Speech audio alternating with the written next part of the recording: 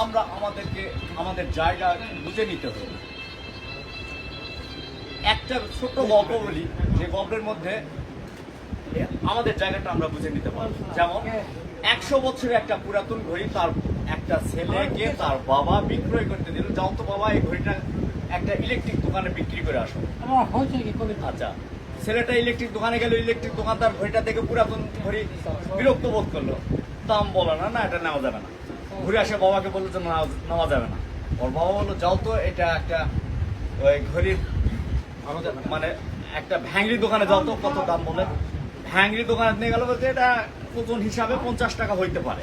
তো 50 টাকা আবারও ফেরত নিয়ে আসছে। আচ্ছা বাবা 50 টাকা বলছে, যাও তো এটা একটা পুরাতন ঘড়ির দোকানে যাও তো। পুরাতন ঘড়ি দোকানে 100 বছরের পুরাতন ঘড়ি, 200 টাকা দাম দিব বাবা, দিলে দাও।